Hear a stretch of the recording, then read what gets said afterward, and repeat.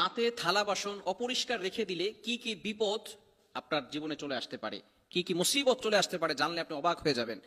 একজন মহিলা হযরত আলী রাদিয়াল্লাহু তাআলা আনহুর কাছে গেলেন। হযরত আলী রাদিয়াল্লাহু তাআলা আনহুর কাছে গিয়ে বললেন, হে আলী, আমার ঘর থেকে বিপদ আপদ কখনো যায় না। আমার ঘরের ভিতরে সব সময় পেরেশানিত অবস্থায় আমরা থাকি। ঘরের ভিতরে ঝগড়াঝাটি লেগেই থাকে। ব্যবসা করে, ইনকাম করে, কোনো কাজ হচ্ছে না, কোনো ফায়দা হচ্ছে না, বিভিন্ন ভাবে আমরা পেরেশানির ভিতরে আছি। হযরত আলী রাদিয়াল্লাহু তাআলা আনহুর কাছে এই মহিলা যখন বারবার এভাবে বলতে লাগলেন, হযরত আলী রাদিয়াল্লাহু তাআলা আনহু তাকে বললেন, আপনার ঘরে কি যে সমস্ত থালা বাসনগুলো আছে অপরিষ্কার করে আপনি রাতের বেলা রেখে ঘুমিয়ে যান কিনা? এবার সেই মহিলা বলল, আলী তুমি কিভাবে বুঝলে? আমি তো এভাবেই করে রাখি।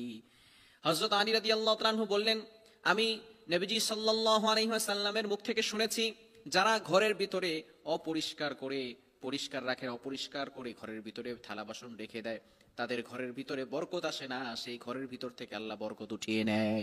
এজন্য রাতের বেলা ঘরটাকে অপরিষ্কার করে রাখবেন না। যে থালা বাসনগুলো আছে এগুলো অবশ্যই আপনি ভালো করে গুছিয়ে সুন্দর করে পরিষ্কার পরিচ্ছন্ন করে রাখবেন। কেননা রাতের বেলা কিন্তু ফেরেশতারা আপনার ঘরের ভিতরে নাজিল হতে পারে, রহমতের ফেরেশতারা আসতে পারে। বিশেষ করে ফজরের সময় রহমতের ফেরেশতারা আসমান থেকে দুনিয়াতে নাজিল হয়, প্রত্যেক ঘরে ঘরে পৌঁছে যায় এবং এই ফেরেশতাগুলো মানুষের জন্য রিজিক বরাদ্দ করে নিয়ে আসে। সে সারাদিন ভালো রিজিকের ব্যবস্থা করে, কিন্তু যখন মানুষগুলো ঘুমিয়ে থাকে এবং ঘরগুলো অপরিষ্কার থাকে, পরিচ্ছন্ন থাকে না, ফেরেশতারা কিন্তু এই পরিষ্কার জায়গা ছাড়া ঢুকতে পারে না, দুর্গন্ধের জন্য সেখান থেকে বের হয়ে যায়। এজন্য অবশ্যই থালা বাসনগুলো ঢুকিয়ে রাখতে হবে। শুধু তাই নয়, রাসূলুল্লাহ সাল্লাল্লাহু আলাইহি ওয়াসাল্লাম ১৫০০ বছর আগে আমাদেরকে নিষেধ করে দিয়েছেন। বর্তমান চিকিৎসা বিজ্ঞান এ বিষয়ে গবেষণা করে দেখে, রাতের বেলা যদি কোনো ময়লা যুক্ত কোনো থালা বাসন রেখে দেওয়া হয়, সেখানে ব্যাকটেরিয়া জন্ম নেয়, যার কারণে একটা মানুষের শরীরে বিভিন্ন ধরনের রোগ সৃষ্টি হতে পারে। যেই পাত্রের ভিতরে আমরা খাবার রেখে খাই, সেই পাত্রের ভিতরে যদি বিভিন্ন ধরনের ব্যাকটেরিয়া জন্ম নেয়, বিভিন্ন ধরনের ভাইরাস চলে আসে, সেটা যখন আবার মানুষের ভিতরে চলে যায়, তখন কিন্তু সে অনেক সময় বিভিন্ন রোগের আকৃষ্ট হয়ে যায়, রোগের ভিতরে পড়ে যায়, রোগ ব্যাধি তার ভিতরে সৃষ্টি হয়ে যায়। এজন্য অবশ্যই রাসূল সাল্লাল্লাহু আলাইহি ওয়াসাল্লাম আমাদেরকে যেটা নিষেধ করে দিয়েছেন সেটা আমরা কখনোই করব না। এই বিষয়টাকে আমরা অবশ্যই স্মরণ রাখার চেষ্টা করব। আমরা অবশ্যই থালা বাসন নয়, সবকিছুই আমরা পরিষ্কার পরিচ্ছন্ন করে রাখবো।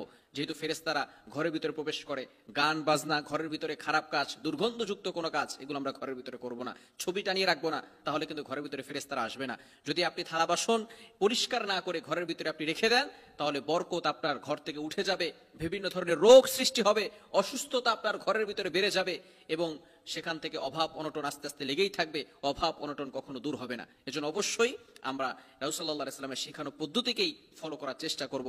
এবং রাসূল সাল্লাল্লাহু আলাইহি ওয়াসাল্লাম আরো জানিয়ে দিয়েছেন, যখন রাতের বেলা তোমরা ঘুমাবে তখন থালা বাসনগুলো ঢেকে রাখবে, যদি কোনো খাবার থাকে সেটাও ঢেকে রাখবে, কেননা বিভিন্ন ধরনের পোকামাকড় এই খাবারের ভিতরে পটি করতে পারে, ময়লা ফেলতে পারে। রাসূল সাল্লাল্লাহু আলাইহি ওয়াসাল্লাম ১৫০০ বছর আগে কোনটা কিভাবে করলে ভালো হবে সব আমাদেরকে জানিয়ে দিয়েছেন।